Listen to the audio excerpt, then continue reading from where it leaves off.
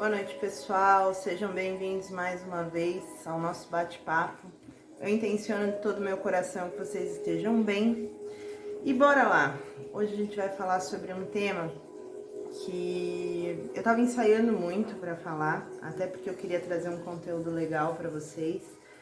Mas eu tenho me deparado com algumas situações bem estranhas e que me remeteram a esse tema, até uma sugestão de uma pessoa muito, muito querida. Beijo, Dai. Provavelmente você vai ver esse vídeo. E por quê? Uma das coisas que mais me preocupa com questão à ansiedade, aos transtornos de ansiedade, que a gente vai falar sobre isso, e é um dos motivos principais desse vídeo, não só o lado terapêutico, o lado clínico, enfim, mas o lado humano. Eu tenho percebido que as pessoas com crise de ansiedade, transtorno de ansiedade, elas sofrem duas vezes, né? Elas sofrem a primeira porque tem o problema, porque passam pelo problema, sentem na pele o problema, e elas, ultimamente eu tenho visto muito as pessoas sofrerem bullying por terem problema de ansiedade. Porque geralmente as pessoas que têm esse tipo de transtorno, quando elas não têm tratamento, elas estão sempre em crise ou têm crises muito consecutivas, passam por algumas situações de certa forma desconfortantes e sofrem bullying. E o que agrava mais o transtorno. Por outro lado, existem as pessoas que procuram ajuda, né? Ou de um psicólogo, ou de um terapeuta, ou de um psiquiatra, e também sofrem bullying. Então, antes de começar a falar sobre o lado terapêutico da coisa, sobre o transtorno em si, o que é, para a gente entender um pouquinho como funciona isso, eu gostaria de fazer um grande apelo a todas as pessoas, que é a parte humana do transtorno de ansiedade. Gente, transtorno de ansiedade não é brincadeira, não é frescura, não é mimimi. Realmente é uma coisa bem agressiva. A gente vai falar dos sintomas no decorrer e explicar cada um deles. As pessoas não têm controle das atitudes, do que sentem, e por um motivo simples. Uma pessoa com transtorno de ansiedade, ela tem uma séria dificuldade com vulnerabilidade, insegurança e com desamparo. Então, antes de mais nada, o apelo que eu faço a todos vocês é que olhem as pessoas que vocês sabem que têm esse tipo de transtorno com um pouco mais de carinho. Porque se elas já têm por princípio do transtorno esses três aspectos negativos, você ficar tirando sarro, você ficar fazendo bullying, você fazer brincadeiras de mau gosto, só vão aumentar esses 3 pontos. E a pessoa vai sofrer muito mais. Porque quem tem transtorno de ansiedade geralmente sofre sozinho. Porque muitas pessoas não entendem o que é e como funciona, como é causado, enfim. Na verdade, todo mundo sofre de ansiedade. Alguns mais, alguns de forma mais moderada, outras pessoas um pouco mais agressivo. Então, antes de começar a falar sobre o tema, eu gostaria de fazer esse apelo para vocês. Prestem atenção nas pessoas que têm esse tipo de problema, que não custa nada você ser no mínimo carinhoso com a pessoa, amoroso, simpático, sabe? Não quer ajudar? Então pelo menos não atrapalhe. Esse é o recado. Porque dependendo do jeito que você falar, do jeito que você tratar a pessoa, se for de uma forma discriminatória, se for de uma forma que deixa ela um pouco mais desconfortável, você só vai estar piorando a situação dela. Então, se você não quer ajudar, pelo menos não atrapalhe, ok? Por que eu vim falar disso? E eu já vou no café. Por que eu quis falar sobre ansiedade? Primeiro, por causa desse ponto, que eu tô vendo muita gente sofrendo, tentando se restabelecer e não conseguindo por conta de terceiros. E porque é uma coisa muito engraçada, porque o transtorno de ansiedade, como no contexto, ele é uma junção de vários outros transtornos, tá? Então, assim, todo mundo tem algum tipo de transtorno, mas, como eu falei, mais leve, mais agressivo, mas todo mundo tem. Ansiedade, rói unha, como eu, por exemplo, eu sou uma pessoa ansiosa. Só que eu tenho um grau mais leve de ansiedade, eu consigo controlar, nem sempre, mas todo mundo tem, né? Só que quem tem o transtorno de ansiedade, ele tem um acúmulo tão grande de problemas, e a ansiedade, ela tem fundo emocional, e vocês vão entender o porquê, que fica difícil lidar, que fica difícil você sozinho lidar com o problema, né? Então, vamos começar aquelas coisas bem... Vamos começar do começo. O que é a ansiedade? A ansiedade é o excesso de informações dolorosas que você teve ao longo da vida, tá?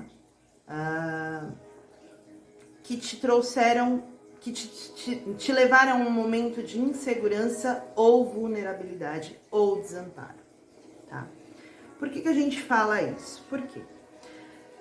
Nós, seres humanos, nós somos os únicos que já nascemos dependendo do outro, tá? Por exemplo, um bezerrinho, quando nasce, ele já tem instinto de se alimentar, ele já tem instinto de buscar alimento, ele já tem instinto de levantar. Não, nós, seres humanos, nós somos os únicos que já nascemos com o chip de que dependemos de outra pessoa. Então, a gente depende da mãe para dar peito, da mãe, do pai para trocar, até atingir uma certa idade, certo?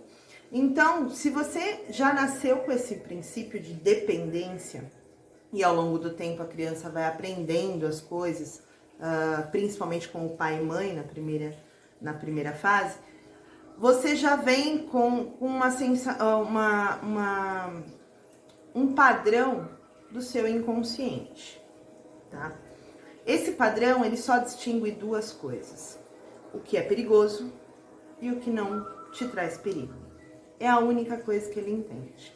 Então, toda situação que você passar, que te trouxer conforto, o seu inconsciente vai registrar que aquilo é uma situação agradável, e ao longo do tempo você vai correlacionando com as coisas que você gosta, o sentimento de prazer, o sentimento de conforto, o sentimento de estar saciado, enfim. Mas ele também aprende que ele tem situações que estão em perigo. Desconforto, desamparo, tristeza, e isso gera um alerta. E quando isso acontece, o inconsciente, ele grava, eu já falei isso em outros vídeos, ele grava toda a situação, cheiro, tempo, lugar, ele registra tudo, gente, tudo. Aí o que acontece? Na infância, principalmente, são os maiores problemas que a gente tem emocional, a maioria deles, eles vêm da infância. Porque o inconsciente grava muita coisa e ele vai colocando isso lá na gavetinha dele do inconsciente. Qualquer situação que seja semelhante ou que remeta à mesma sensação de desconforto, desamparo, vulnerabilidade, ou seja, que ligue o alerta do inconsciente, ele vai te dar um start. Às vezes você pode nem lembrar desse gatilho, às vezes você pode nem lembrar dessa situação, mas o seu inconsciente grava.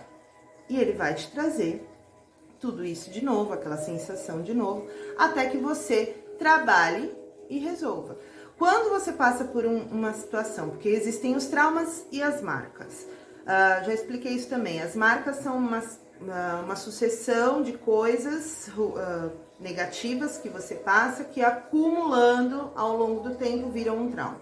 Um trauma é aquela situação muito pontual, entendeu? Que grava, não estava acontecendo nada, pronto, acabou. Aconteceu, ela é mais radical. Não vou entrar muito, senão o vídeo vai ficar muito longo. Se vocês quiserem, depois a gente grava um vídeo sobre isso. Então, quando você passa por uma situação que o inconsciente vê, sente perigo, te liga o sinal de alerta para você, mas ele consegue se ajeitar e transformar isso e resolver, ok. Agora, quando ele não consegue resolver, ele gera um trauma, gera uma marca. E aquilo fica ali, até que você passe por uma outra situação semelhante e tente resolver, ele vai ficar ali, sempre indo, acontecendo, repetindo. É o que a gente chama de compulsão à repetição, tá? Você tem um trauma, você passou por ele, o seu inconsciente registra, você passa por uma outra situação semelhante, ele te traz a mesma sensação, os mesmos sentimentos, o mesmo desconforto, te coloca para resolver de novo. Você não resolveu? Ele vai arquivar de novo. Numa próxima oportunidade que você passar por qualquer situação que remeta cheiro, pessoas, lugares, enfim, qualquer coisa que o inconsciente registrou sobre aquele momento, ele vai te trazer a mesma sensação e vai te forçar a resolver novamente. Se você não resolve, ele fica sempre te trazendo situações. Aí a gente entra naquela conversa de frequência, você entra numa frequência de atrair sempre a mesma situação para poder resolver. E por que eu cheguei nesse assunto para falar da ansiedade? Lá no começo eu falei que a ansiedade é o excesso de informações dolorosas que deram a mensagem para o seu inconsciente que você estava vulnerável, em perigo ou desamparo, certo? Toda vez que você está nessa situação, que é a ansiedade, você tem uma liberação da adrenalina, tá? Aí você entra num processo da adrenalina, que é bem complicadinho. Bem complicado porque você tem uma situação que você despertou o seu alerta do inconsciente, certo? Próximo passo, fisiológico, tá? Você tem a produção de adrenalina, que é nas glândulas suprarrenais, um pouquinho acima dos rins, até uma conotação com a medicina chinesa. A medicina chinesa diz que todo o processo de medo, todo o processo de ansiedade, insegurança, tudo vem dos rins, né? Tudo acontece ali no rim. E mais ou menos tem uma correlação com isso. Não dá para estender esse tema horrores. Então, o que acontece? Você tem o start do alerta, o alerta no seu corpo, no fisiológico, te libera adrenalina. A adrenalina, ela é liberada pelas glândulas que estão no meio do corpo. Agora vai começar a fazer sentido tudo para você. Elas estão no meio do corpo. Então, quando libera a adrenalina, ela libera tanto para os membros superiores como para os membros inferiores, ao mesmo tempo. O organismo é tão maravilhoso que ele desperta isso em você. O que é a adrenalina dentro do corpo humano? É o hormônio, a gente chama de hormônio da sobrevivência. Por que o hormônio da sobrevivência? Aí eu vou fazer uma analogia para ficar mais evidente o que eu quero passar para vocês. Imagina que nós temos a gente tem um gatilho dentro do nosso corpo que precisa dizer quando que a gente está em perigo ou não, certo? Vamos voltar lá no tempo dos homens das cavernas, que não tinham estudo, não conhece nada do que a gente conhece hoje, não tinha referência, vamos dizer assim, certo? Então imagina que um homem da caverna, ele ia olhar para uma planta bonitinha, olhar para ela e falar, ai que lindo, bonitinho, ia pegar. Era uma planta venenosa, morria. Ai, cruzou, tá andando lá bonitinho. Deu um gatinho bonitinho, não sei o quê. Ah, que bonitinho. Foi lá, pegou, era um tigre, morreu. Então, a nossa natureza desenvolveu... desenvolveu ótimo, né? Nós temos esse gatilho fisiológico que é o hormônio da adrenalina. O hormônio da adrenalina, a gente chama ele de hormônio da sobrevivência, porque quando ele é disparado, ele dispara para os membros inferiores e os membros inferiores, e ele libera a sensação de duas formas. Ou você vai lutar, ou você vai fugir. Por isso que ele é considerado o hormônio da sobrevivência, tá? Então, ele vai te despertar essas duas sensações. Voltando lá para o homem da caverna, quando liberava a adrenalina, ele sabia que ou ele tinha que lutar com a fera ou ele tinha que fugir. Eram as duas sensações que ele conhecia, certo? Aí o que acontece? Liberou a adrenalina no corpo. Agora a gente vai entrar um pouquinho nos sintomas de tudo isso. A primeira coisa que você sente é a aceleração cardíaca, certo? Seu batimento cardíaco acelera demais, demais, demais, demais. Por que que acontece isso? Porque como ele é um hormônio da sobrevivência, você concorda comigo que se você tiver que fugir ou lutar, você precisa se armar. Então o organismo entende que ele tem que liberar mais sangue para os membros superiores e inferiores, porque ele vai ter que lutar ou ele vai ter que fugir. Então, para liberar mais sangue, jogar mais sangue para os extremos do corpo, ele começa a acelerar seu batimento cardíaco, certo? Na sequência, você sente a respiração acelerada, correto? Por que que acontece isso? Como você tá jogando mais sangue para o seu corpo, você está forçando o fluxo sanguíneo, você precisa oxigenar melhor esse sangue, para que ele possa circular melhor.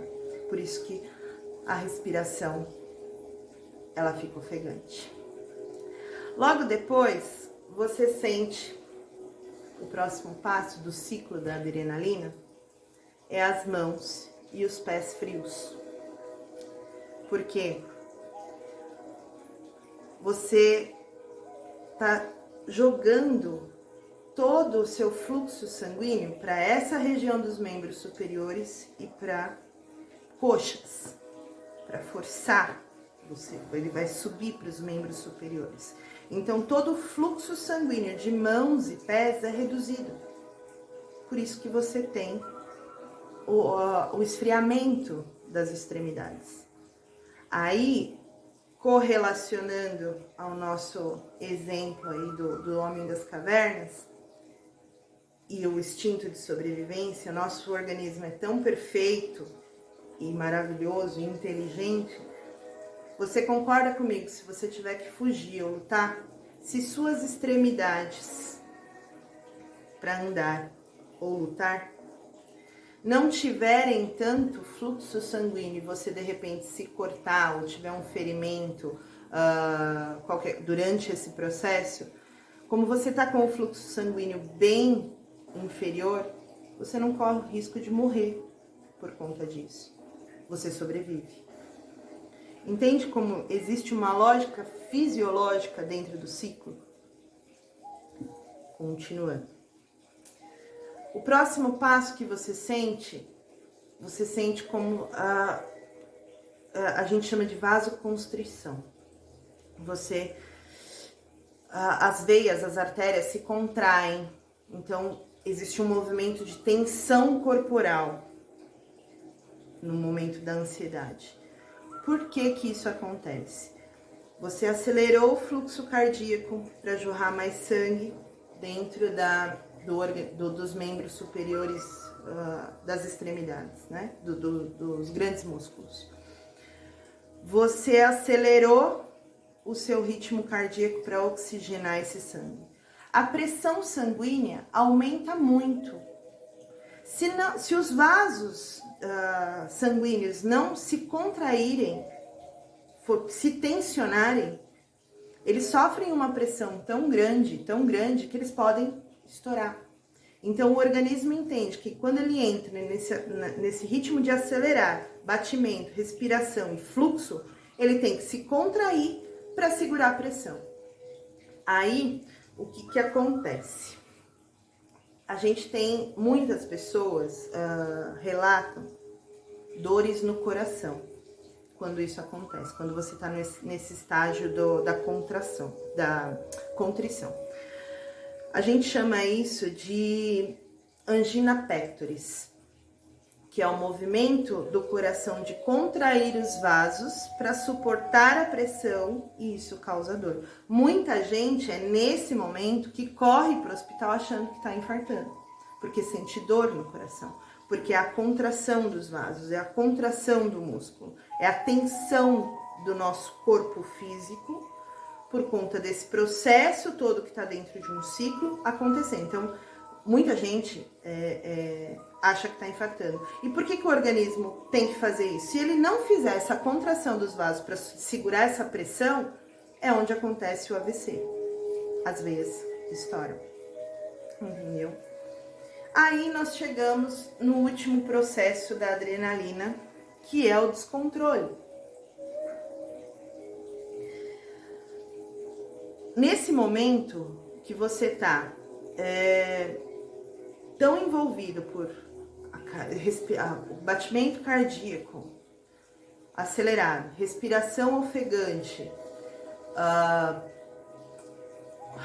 tensão muscular, muitas vezes, na maioria das vezes, e você não é um homem das cavernas, que você precisa lutar com alguém ou fugir, porque o que acontece? A adrenalina, ela não sofreu um upgrade no sistema dela.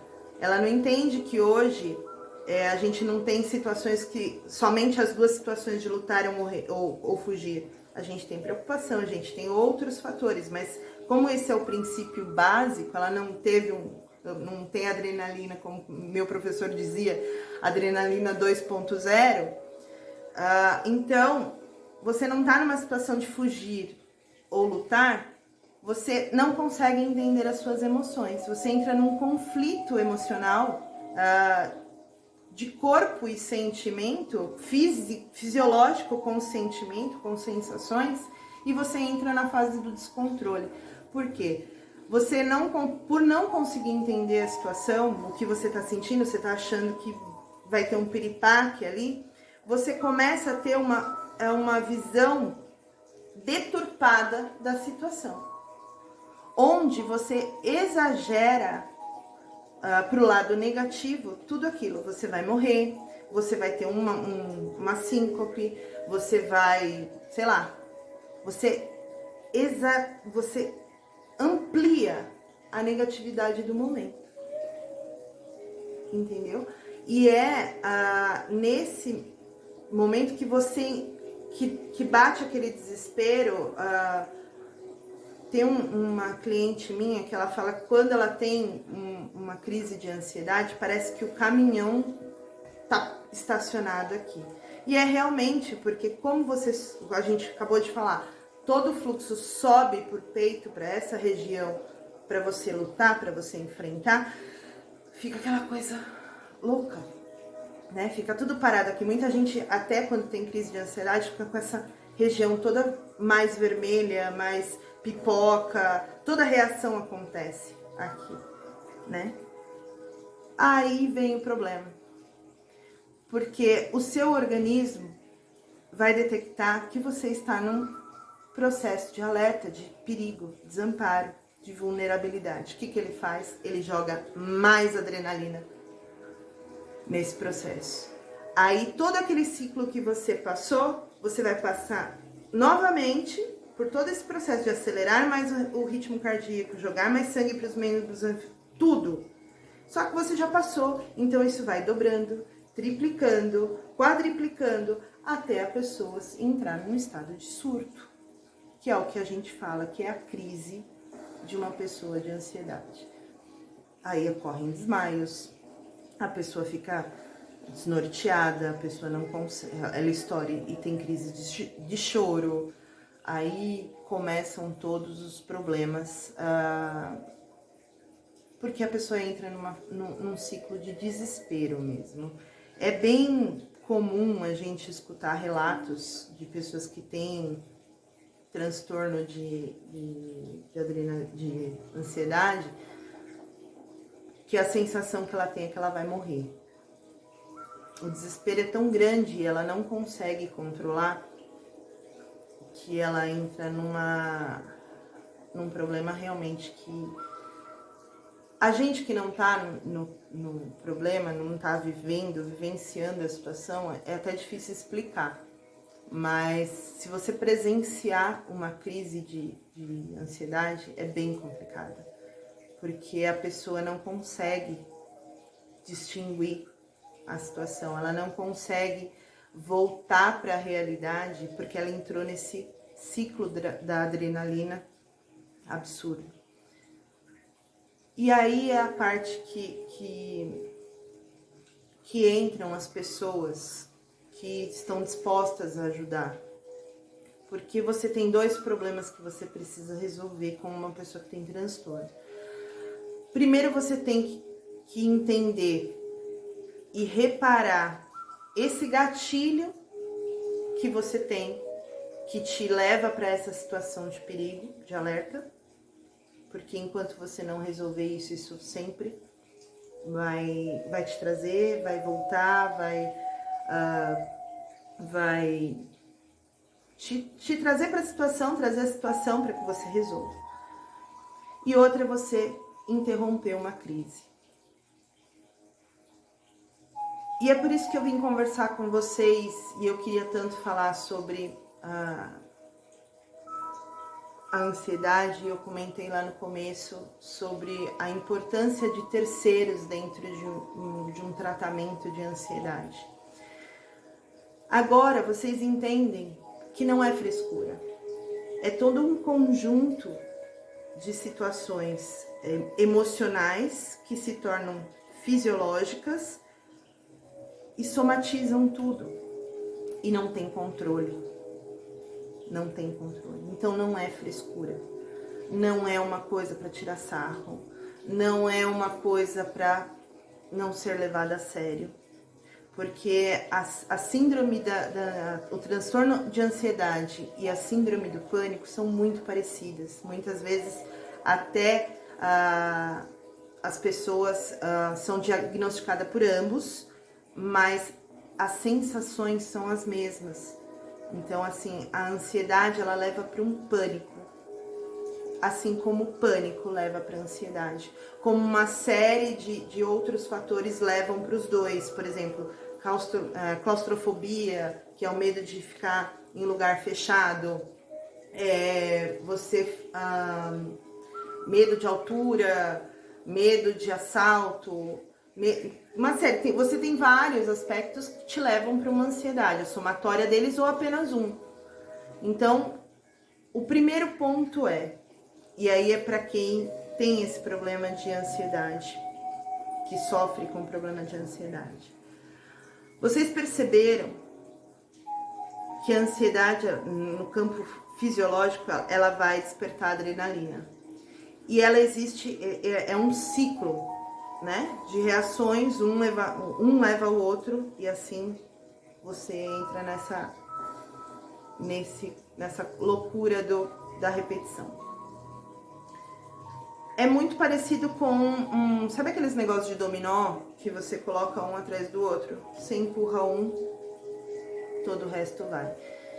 Então, se você imaginar figurativamente que você tá naquele brinquedinho de dominó, que a crise de ansiedade, ela começou aqui e ela vai derrubando peça por peça, a gente tem que pensar numa forma de interromper esse ciclo para que você não entre no looping da adrenalina. A primeira fase é o batimento cardíaco. Bom, a gente não pode interromper o batimento cardíaco, senão a gente morre. Fato. O segundo passo é a aceleração respiratória. Aí a gente pode fazer alguma coisa. A gente tem no processo respiratório, você pode fazer algumas coisas que você pode dar uma aliviada nisso e quebrar esse ciclo. Existe um negócio chamado mudras. Depois, quem não conhece, é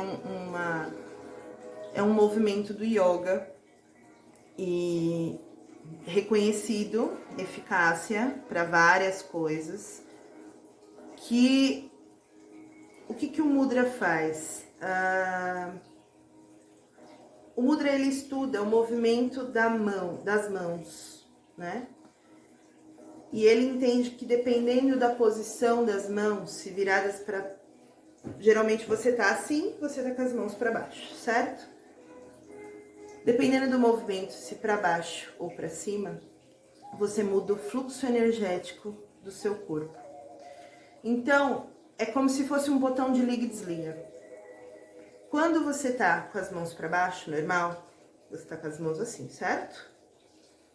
O corpo entende que você é um animalzinho que está caminhando para atacar, para fugir. Então, ele está ligado.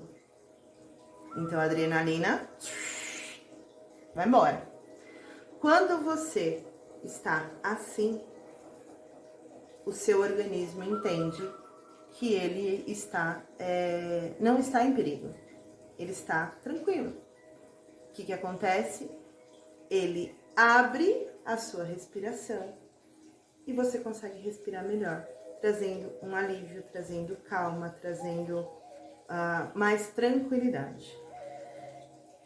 Aí vale o exercício para que vocês façam e sintam isso na prática. Isso não só para pessoas que têm crise, mas todo mundo que tem, passar por algum momento que achou que está mais nervoso, não sei o quê, para um pouquinho, fecha os olhos e vou te ensinar 3 movimentos. Ou você vai, se você estiver deitado, se você conseguir deitar, você vai deitar e pôr as suas mãos ao lado do corpo com as palmas viradas para cima. E você vai fazer um exercício de respiração que a gente chama respiração milkshake. Sabe quando você dá um milkshake para uma criança e ela tá com o canudo e ela começa a soprar para fazer bolinha no milkshake? É exatamente isso, porque ela tem que soprar devagar para formar bolinha, senão o negócio transborda.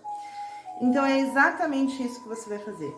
Você vai inspirar pelo nariz, mas aquela inspiração que é a da meditação, que você puxa o ar para a barriga e não para o peito. A sensação é que você está inflando a sua barriga. Você vai puxar o ar pelo nariz e você vai soltar pela boca como se você estivesse fazendo bolinha no milkshake. Bem devagar.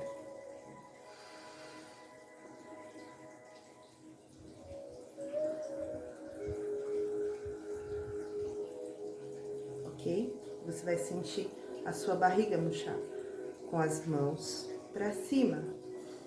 Você vai fazer esse movimento, eu sugiro, de 5 a 7 minutos. Para o seu organismo entender que você não está em perigo. Você não está em alerta. Porque você concorda que isso tudo é a sua ansiedade é um gatilho que o seu inconsciente está trazendo para você de uma situação passada que às vezes você nem lembra. Então é uma situação irreal. Você não está vivenciando aquilo naquele momento, naquele segundo. É uma sugestão do seu inconsciente que aquela situação é muito parecida com aquele trauma que você vivenciou. Fazendo esse exercício, você vai bloquear, você vai tirar uma pecinha do ciclo de dominó para não ter as próximas reações. E você quebra o ciclo da adrenalina. Isso é para resolver uma crise. Quando você acha que você vai entrar numa crise. A gente chama isso de técnica de emergência ou técnica de segurança. Isso vale para um monte de coisas, não só para quem tem ansiedade. Vale para você fazer durante o dia, para ficar um pouco mais calmo. Quem tem transtorno de ansiedade pode fazer vários ciclos durante o dia. É só sentar, pôr as mãos em cima do colo, com as mãos para cima, fechar os olhos e ficar ali 1 minutinho, 5 minutinhos. Faz ao longo do dia, você vai ver que as suas crises vão começar a diminuir, porque você está quebrando o ciclo da adrenalina, entendeu?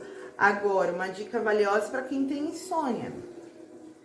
Se você fizer esse exercício 15 minutos, você deitou na sua cama, barriga para cima, braços do lado do corpo, com as mãos para cima, espalmadas para cima, e fazer a respiração, é como se você estivesse falando para o seu organismo você está desligando o seu organismo, você está tranquilo, você não está em perigo, ele pode descansar. Faça e depois me conta. O outro ponto, isso é para resolver a crise, né?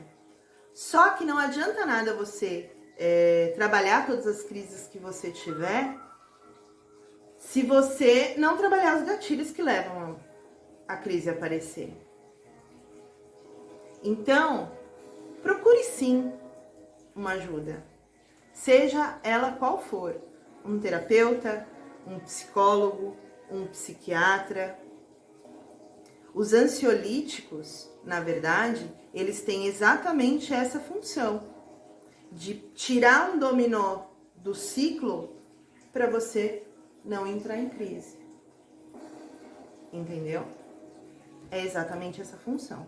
Mas, assim como não adianta fazer mecanismo de segurança, mecanismo de emergência para tratar e só tratar a crise, não adianta só você tomar um ansiolítico e não resolver o seu gatilho. Por que você está tendo ansiedade? Por que isso está te causando ansiedade? Senão você vai tomar ansiolítico para o resto da vida. E a ideia do medicamento não é ser uma coisa para o resto da vida. Estou falando de algumas situações. É lógico que a gente tem doenças que você tem que tomar remédio o resto da vida. Mas para o caso da ansiedade, o ansiolítico não é uma coisa que você tem que tomar para o resto da vida. Você tem que tomar para resolver um problema momentâneo, para você entender, voltar, entender o problema que te causa esse estado de ansiedade e resolver. Aí o médico, vendo que você já está melhor, ele te libera do remédio. Se você toma o remédio. Tem muita gente que vai para o psicólogo. Ok? É válido também, porque às vezes o problema que você tem é não ser ouvido, não ter alguém para te acompanhar, se sentir... Lembra que eu falei da situação do desamparo, da vulnerabilidade, da insegurança? Hoje eu eu vi um post bem legal sobre psicólogo que falava um pouco da relação sobre psicólogo-paciente. Psicólogo não vai ser aquela pessoa que vai resolver o seu problema. Vai chegar e ter uma fórmula mágica para resolver o seu problema. Psicólogo e terapeuta, tá? Ele não tem uma fórmula mágica para resolver o seu problema. Ele é a pessoa que vai estar do seu lado, te ajudando a chegar aonde você quer. No caso da ansiedade, como eu falei, de desamparo, vulnerabilidade, eu tô tocando muito nesse assunto porque é verídico. A sensação de uma pessoa com ansiedade, de ter alguém caminhando com ela, ajudando, auxiliando,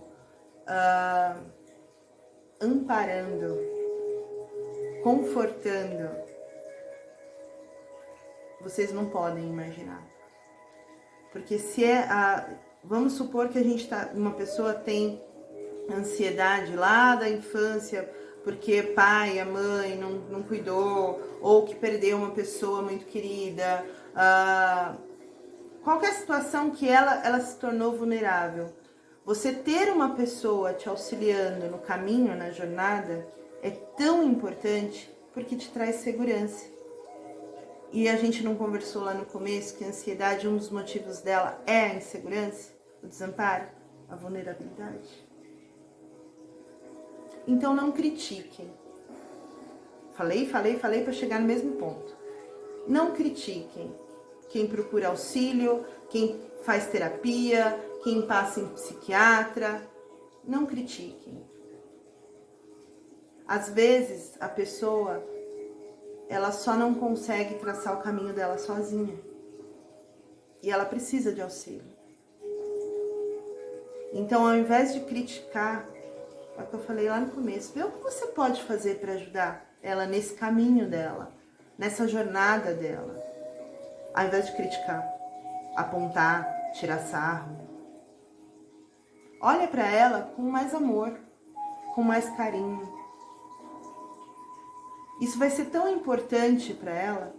Para você pode ser bobeira, sabe? Aquela coisa de simplesmente, às vezes a pessoa só quer conversar, só quer ser ouvida.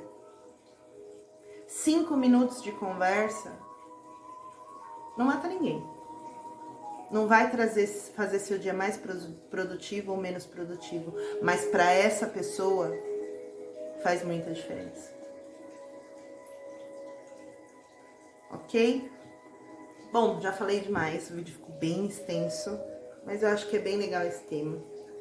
E se você quiser mais informações sobre isso, sobre a parte terapêutica de todo esse processo, eu estou à disposição. Me chama aí nos comentários, me liga, me manda mensagem. Se vocês quiserem que eu fale sobre outro tema relacionado à parte terapêutica, me manda aí, a gente coloca nos bate-papos para a gente procurar entender qual a função. Se vocês quiserem se aprofundar um pouco mais nesse tema também, põe aí nos comentários o que vocês querem que eu traga aqui no bate-papo para a gente estar conversando. E eu agradeço muito, muito, muito, muito a atenção de todos vocês. Eu não gosto muito de fazer vídeo, vocês sabem que eu não levo muito jeito, mas é bem legal fazer isso. É bem legal trazer informação. Eu gosto de dividir essa parte mais teórica com vocês, mais profunda com vocês. E agradeço do meu coração, assim, imensamente pelo tempo de vocês, ok? Um beijo grande, fiquem com Deus e até a próxima.